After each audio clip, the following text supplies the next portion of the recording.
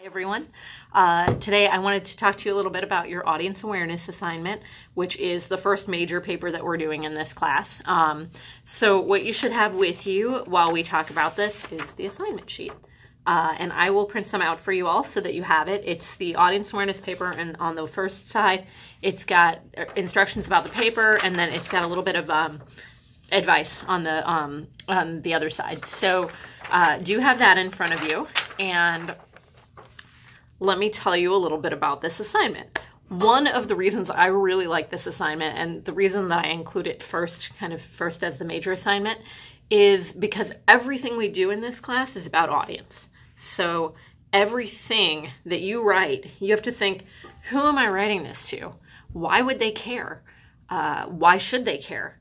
Why do they want to read this, and what do they want to gain from it? So what's my purpose in communicating this to them, but what's their purpose in reading it, right?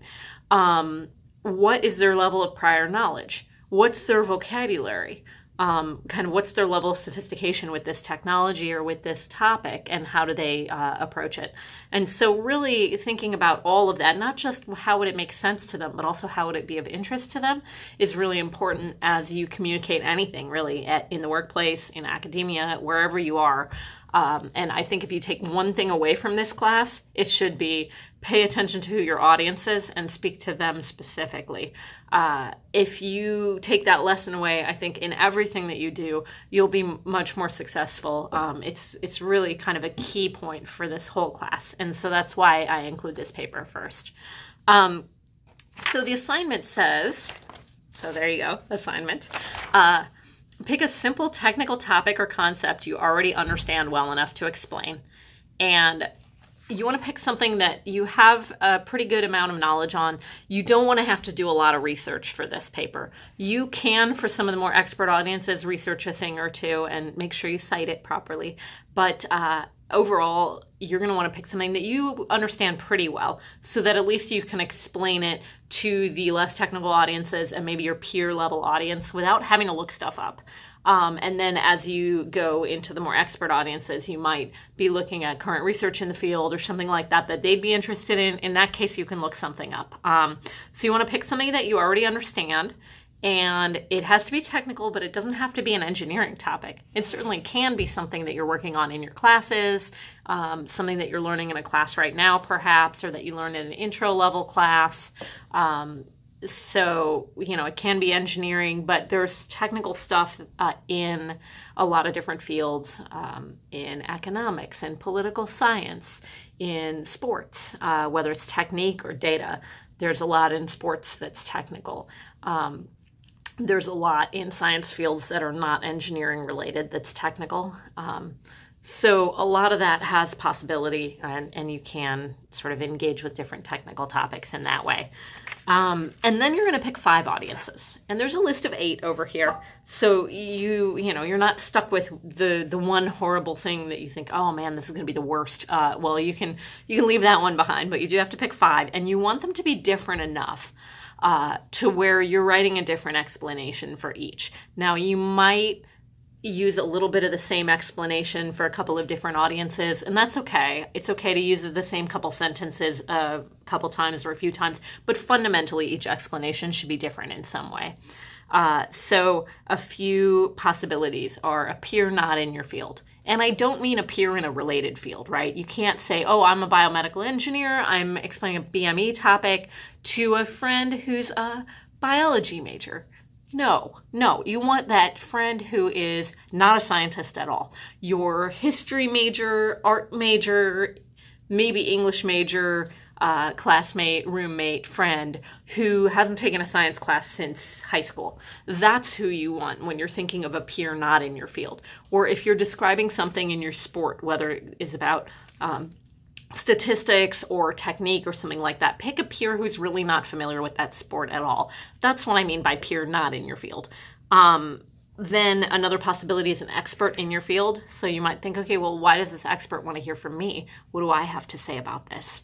How can I approach an expert, whether it's as an email, a letter, maybe an abstract, something like that. How do I approach an expert in the field and explain this topic or explain something of interest about it? A coworker or peer in your field, that's where you get to get technical. That's where you can put things like formulas in if it's an engineering or math or science topic, because your peers will understand it and you can get a little more technical. You can use more technical jargon with them. Then we get into kind of the different age groups. So one of your grandparents or an elderly friend or relative that is generally over the age of 70. Like, it's okay if your grandparent's like 68 and you want to write to that grandparent. That's fine. What I mean is over 70-ish. You want somebody that's legitimately elderly. Somebody in their 40s or even 50s doesn't count as elderly, even if it kind of feels like it to you right now. To me, I think, 50's not that old. So you're looking at 70 plus.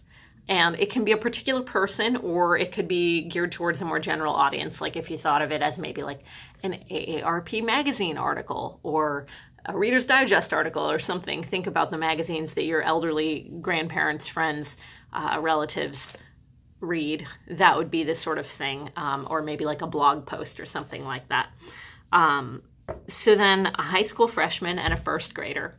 And a freshman is 14 to 15 years old. That's 9th grade. And then first grader would be 6 or 7 years old.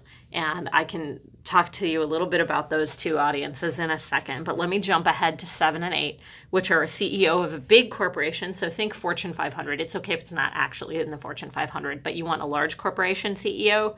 And then Audience 8 is a small business owner in your hometown or in your current town.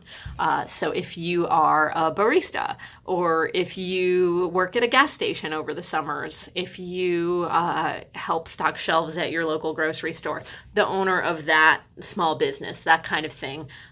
If your neighbor owns a small embroidery shop or something like that, that would be the kind of thing that that would be a good audience for that. So with the CEO and the small business owner, your main questions will be like, what do they already know about this? But even most importantly, why would they be interested?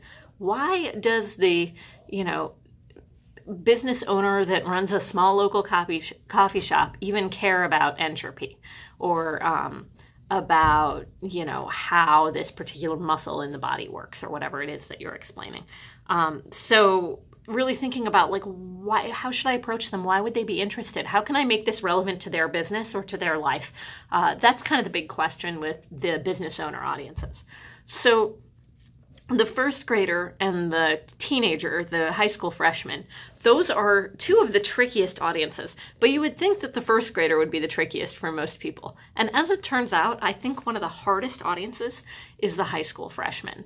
And you might be like, but that doesn't make any sense, because the high school freshman, like, that wasn't that long ago. I remember being a high school freshman. I feel like I could write to teenagers and it'd be super easy. It's deceptive. It's deceptively difficult. Here's the thing. High school freshman, that doesn't feel like all that long ago, right? If you're a junior right now in college, that was 7 years ago. 7. And if you're a senior, that was 8. That was like 8 years ago. That's a long time. If they're 14 and you're 21, they're 2/3 your age. Or if you want to put it this way, you being 7 years older than them, that's half their life. So you're 150% their age. That's 7 years. Think of all the stuff you've learned in it. It's been probably some of the most formative 7 years you've had in your life. A lot of your advanced knowledge, or even basic knowledge of science, math, engineering, technical topics of any kind, has happened in that 7 years. So it'll be really introductory for a 14-year-old or a 15-year-old, whatever your concept is. So with that 14 or 15-year-old audience, a couple things to think about is, so what did you like to read? What were you reading when you were 14, 15? When you were a freshman in high school? I know what you were probably reading in school. If you were from an American school system, you had to read Romeo and Juliet or Macbeth. Maybe you read To Kill a Mockingbird your freshman year. So there's, a sort of standard canon of Western literature that we read freshman year of high school. But think about the things you liked to read and that you could read. What were they? So actually, you know, if you want to, you can pause the video right now, take a piece of paper, maybe the actual assignment, and write some stuff down. What did you like to read? I'm trying to think of what I used to read as a freshman in high school. I read mystery novels, you know, geared towards adults mostly, but not high literature by any means. So let's see, the movie Jurassic Park had just come out, so I read Jurassic Park when I was about that age, and then I read other Michael Crichton novels because why not? I think the movie The Firm had just come out and John Grisham had just gotten famous, so I read a bunch of John Grisham novels. So I was reading the kinds of novels that you pick up in an airport on your way to wherever, and you read it and it's exciting, and, you know, it's not heavily literary. The vocabulary is fairly simple, but it's still, you know, a pretty substantial book. So you all may have been reading, so I know that there was kind of a big resurgence in young adult literature around the time you all were freshmen in high school. So you may have been reading some really cool young adult literature. I think The Hunger Games probably came out around then. So, you know, think about, what were you reading? Why was it interesting? What were you interested in, right? If you were interested in technology, what were you learning there? Another thing to think about is, what is the person's or the group of people's science and math background? So think about, hey, what was I studying back in freshman year of high school? What math class were you taking? Maybe geometry, maybe algebra. Okay, fine. Some of you, you're geniuses, I get it. You were taking calculus. The rest of us, mere mortals, we were not taking calculus as 14-year-olds. We were taking geometry. We were taking algebra. I was in geometry in 9th grade, and I know a lot of curricula are pretty similar in that regard. In geometry, in algebra, what were you learning? I was learning area of a circle, circumference of a circle, area of a sector of a circle, or arc length. Then maybe, you know, area of a triangle, maybe Pythagorean theorem.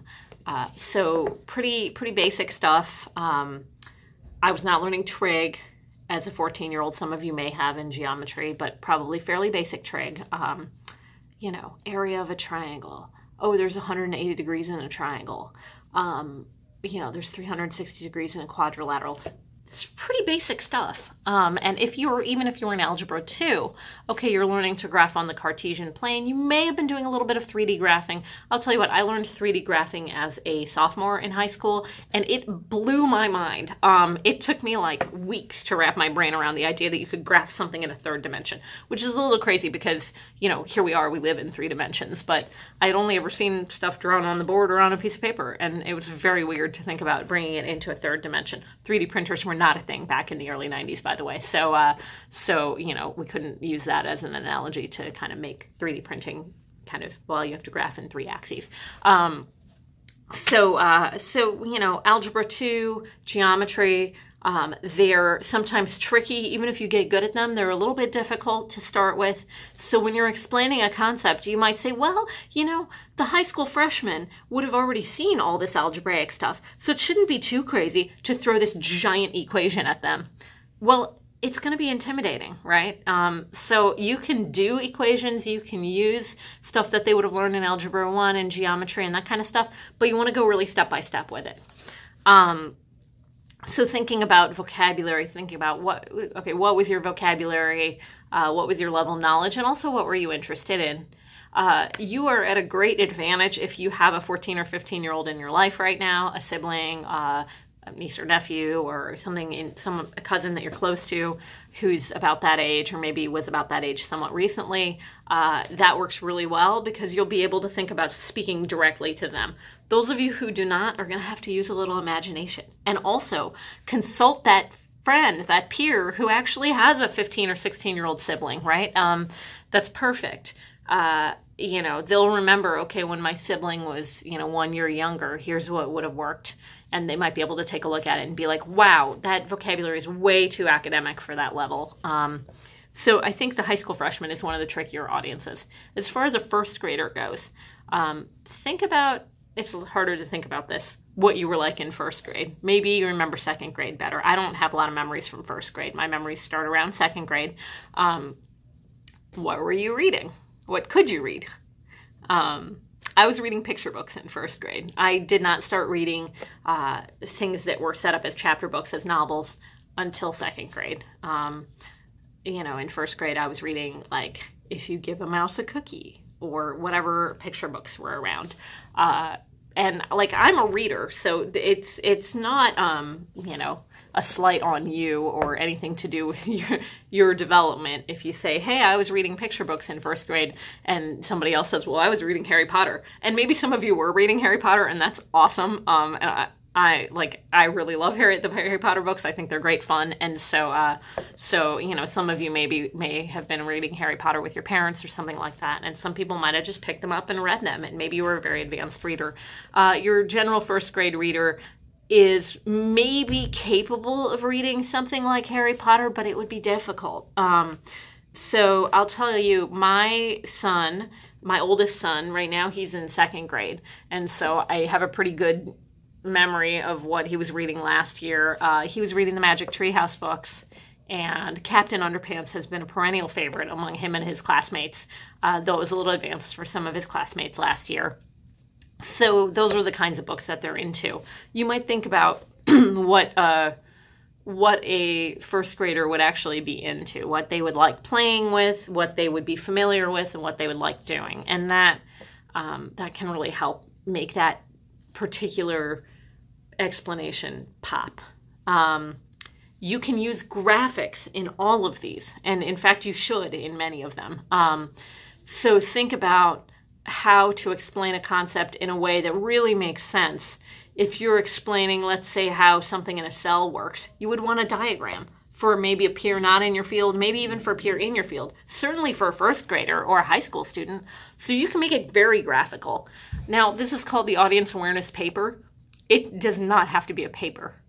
Certain audiences, you might say, you know what I want to do? I want to do a video, or I want to I've had students like put together a coloring book for first graders, or a classroom activity that a teacher would then run, or something like that. So you can be very creative. I have twice had students create a video game for the first graders. And I wonder why would you want to put yourself through all of that work just for one of 5 audiences for this one paper? And they were both like, well, we love creating video games, and so that doesn't feel like work to us, and it's good practice. And I think that's great. So if you're a video game creator and you want to make a game or something like that, I've had people make board games for the first grade audience. So there's a lot of possibility there. You can be very creative with your format, and you might be like, well, how do I get a video game to you? We can figure it out. We can do the Woostle box and do some sort of file share thing. I can have you bring it to my office on a flash drive. We'll figure it out. You can definitely find a way to get me to play this video game. So that's kind of a few ways of approaching the first grader. Here's a couple pitfalls. The biggest pitfall, that this is sort of something to keep in mind with all of your audiences, just because you know about the concept and the other person doesn't, that doesn't mean they're not capable of understanding it if you explain it the right way. So one thing that happens, I think, a lot is students go in with the attitude of, oh, for these simpler audiences, I have to dumb this down. So I hear that phrase, dumb this down. And I've already told some of you this. I hate that phrase. I think it's like, I'm going to go ahead and ban it from tech writing. You're not dumbing stuff down. The person that you're speaking to or writing to is not stupid. They just don't know this yet. So think about when you were, especially 14, I think, but even now, as a teenager, it was really common. I remember this too. Adults, they would condescend to you. They would talk to you as if just because you were young, you were incapable of understanding something. And it's infuriating. There's no better way to lose your audience than to be condescending. So don't be condescending. Try to think of a way to bring the topic down to their level and their level of interest and make it make sense, but not make them feel stupid about it because they don't already know it. We all were in a situation at some point in our lives where we didn't know this thing, right? Even if you've known it for a while, there was a moment in your life where you didn't. And so you want to be respectful with your tone and really think about how to engage that person without coming across as arrogant or condescending. That is especially true also with the grandparent audience. And, you know, you don't have to have a particular grandparent in mind, but if you do, you know, have a specific grandparent, that actually makes it a little bit easier to do this. But you can do it for a more general audience, an article for older people or something like that. Just because they're older and they don't know about this technology doesn't mean they're not smart, again. So their life experience has given them the opportunity to gain a lot of wisdom and a lot of intelligence about a lot of different things. And just because this isn't one of them, doesn't mean that they're incapable of understanding it if you do your job well. So this is a good opportunity for you to do your job well and explain it in a way that really connects to their life experience. Now, this is sort of a good entry into one of the things that sort of snuck in here on the second paragraph thing. Not exactly a paragraph, but second set of sentences here, which is, I'd like you to write a little blurb, like a little sentence or a couple sentences about each audience so that I know how you're approaching them and who they are. And the grandparent audience especially, everybody's grandparents are really different. They have different life experiences and they have different levels of technical knowledge, right? Your grandparent might be an engineer. Well, you're going to speak very differently to them than I would to my grandparent. And then different ages make a huge difference as well. People who are right around 70 are pretty tech savvy because they have to be. I mean, they were, you know, my age in the 80s and 90s. If you're pushing 70 now, in the 80s and 90s, when computers were exploding and when the internet became a thing that everybody used, they were young and they were, I mean, I don't know, I think I'm kind of young. They were youngish and they were using technology at work and they were exploring it among everyone else. And so people who are in their 60s and 70s are maybe not as tech savvy as you, and they're certainly not what we would call digital natives, but they are able to use smartphones. Usually you might have a grandparent who chats with you on Skype or FaceTime, knows how to use Facebook. Most people's parents are on Facebook and maybe your grandparents as well. So a lot of that, think about that with sort of the life experience of your grandparent.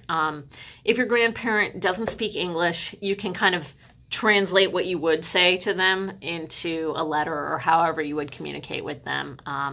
My grandmother, when she was alive, she did not speak very good English, but I didn't speak Sindhi or Hindi. So if I wrote a letter to her, I would have written it in English, but very super basic English because of the language barrier.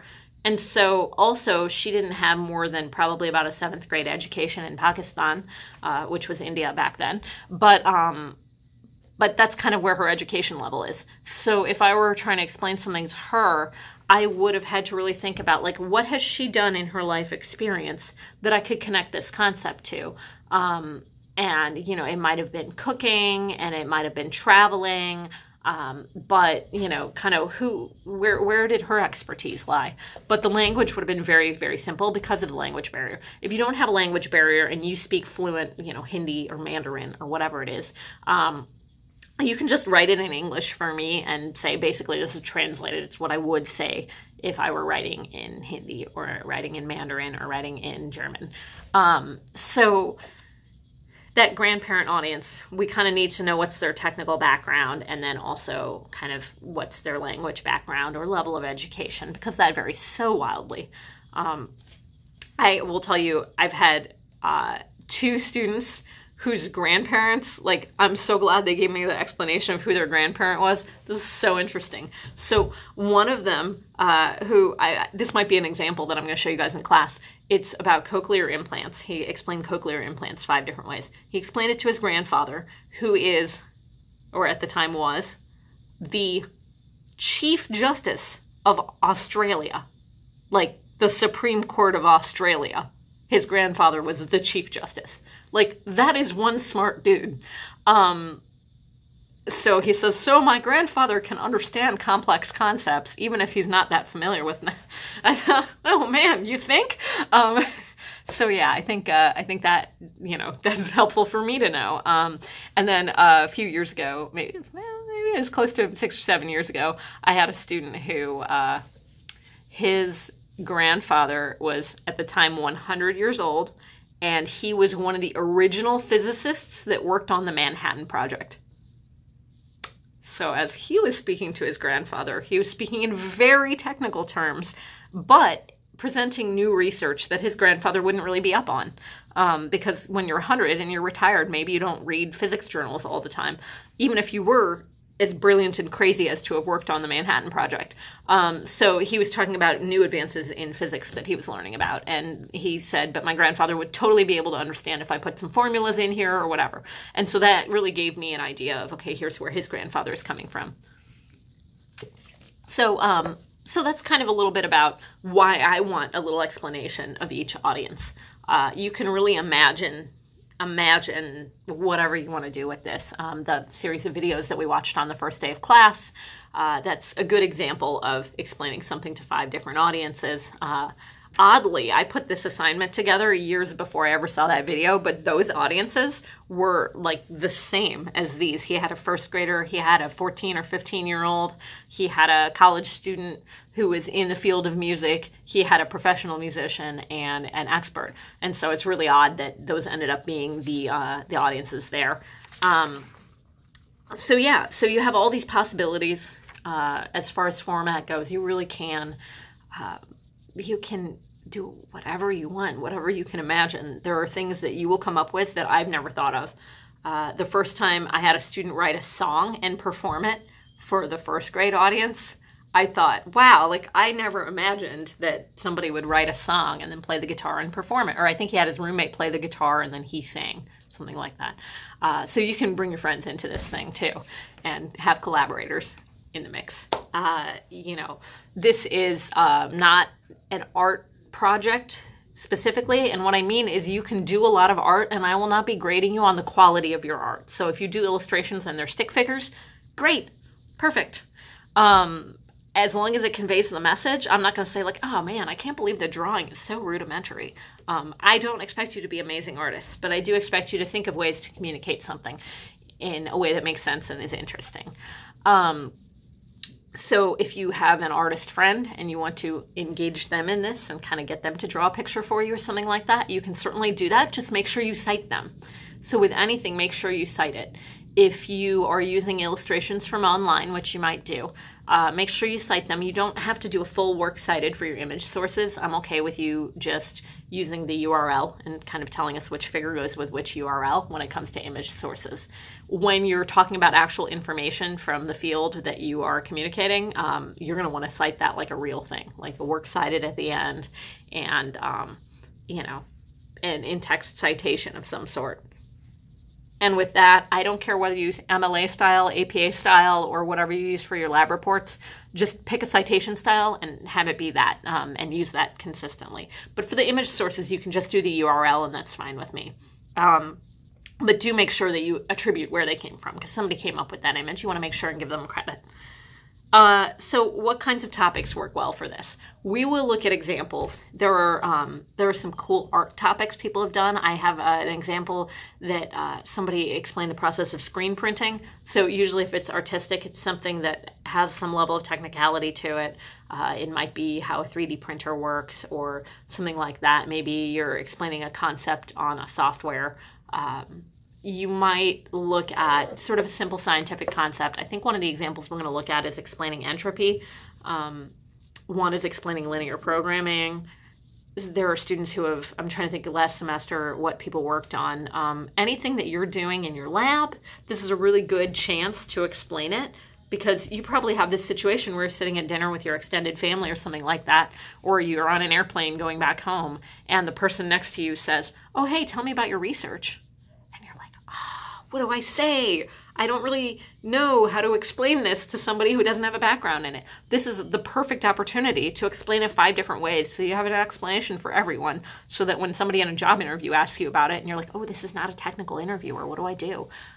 You'll have the explanation ready to go. So what your research is about, that's always a good one. Something that you're studying in a class that you're really interested in, something that you recently learned, something to do with your sport, or your artistic endeavors. there's always a level of technicality. Those of you who are in business school, there are a lot of technical business concepts. Those of you who are really interested in political science, oh man, there's a ton in political science that's very, very technical, and that's true of all the social sciences. So you really have a lot of possibility here. And I want you to think creatively about your topic. Pick something that you love, that you're really interested in, because you're going to have to write 5 different things about it. So you might as well care about it, right? And start trying to explain it one way or the other. I have a couple examples up here on Canvas, and I think I'm going to go ahead and maybe upload a couple more. I'll see what I can find, but we are going to look at 2 or 3 in class as well. So you'll have a good sort of set of examples to see what people have done.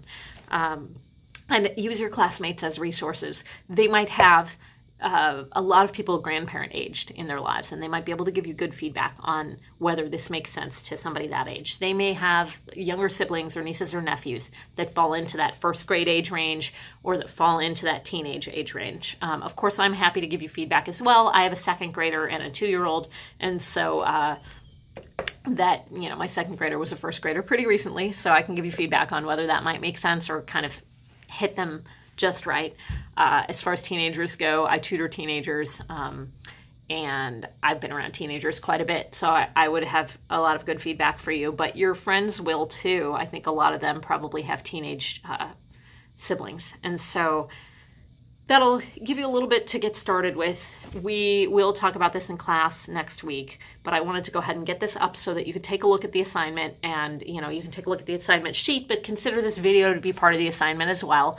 And yeah, we'll go from there. So I hope that this was informative and that you have enough to sort of begin.